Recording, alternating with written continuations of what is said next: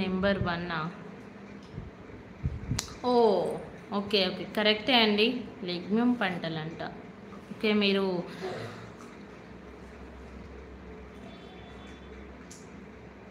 Okay next question. జీవ సంబంధిత ఇంధనాన్ని ఉత్పత్తి చేయడంలో ఉపయోగపడే మొక్కలు. ఇది చెప్పలేరు మీరు. ఇది ఓకే. సాల్ వృక్షాలు ఏ రాష్ట్రంలో కేంద్రీకృతం అయ్యాయి?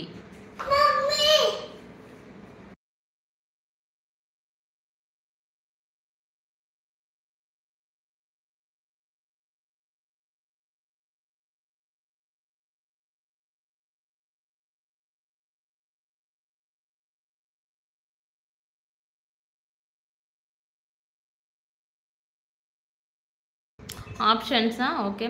సాల్ వృక్షాలు ఏ రాష్ట్రంలో కేంద్రీకృతం అయ్యాయి? బీహార్, గుజరాత్, మధ్యప్రదేశ్, మహారాష్ట్ర. బీహార్, గుజరాత్, మధ్యప్రదేశ్, మహారాష్ట్ర.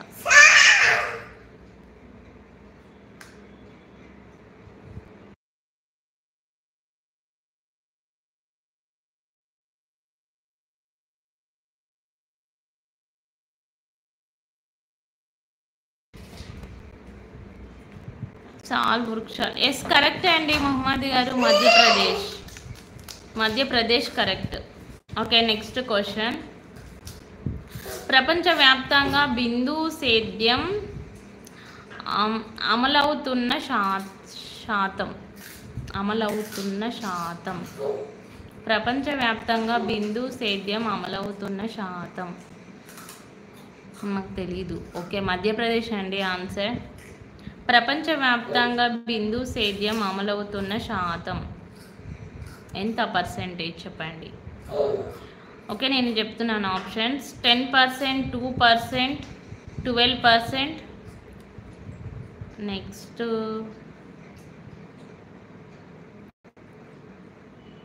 10%, 2%, 12%, 25%. ఆన్సర్ ప్రపంచవ్యాప్తంగా బిందు సేద్యం అమలవుతున్న శాతం.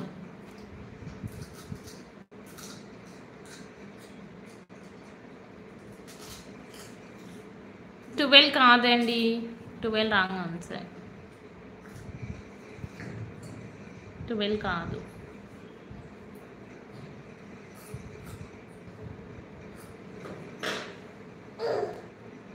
ట్వెల్వ్ కాదు. 25 రాంగ్ ఆన్సర్.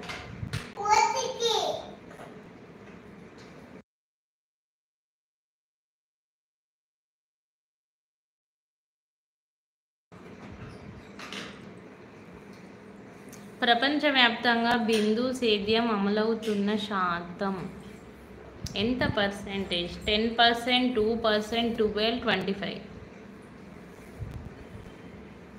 5 మెంబర్స్ చూస్తున్నారు. హైట్లో ఉండకండి, కమెంట్ చేయండి, స్క్రీన్పై డబల్ ట్యాప్ చేయండి, లైక్ వస్తుంది. ఇస్ 2 కరెక్ట్ అండి తిరుపతి గారు. 2 కరెక్ట్. 2%. Okay next.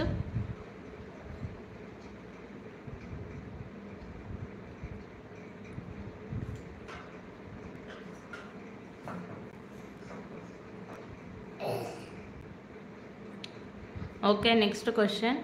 అడవులను నరికివేయడం వల్ల విడుదలయ్యే హరిత మందిర వాయువు శాతం ఎంత?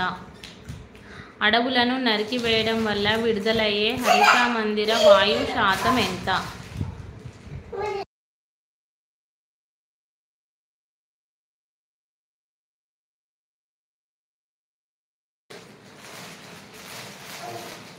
ఆప్షన్స్ 14, 15, 16, 17.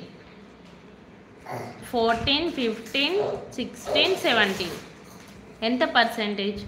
అడవులను నరికివేయడం వల్ల విడుదలయ్యే హరిత మందిర వాయువు శాతం ఎంత?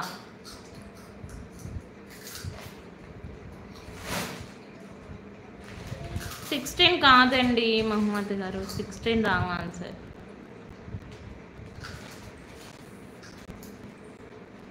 16 కాదు.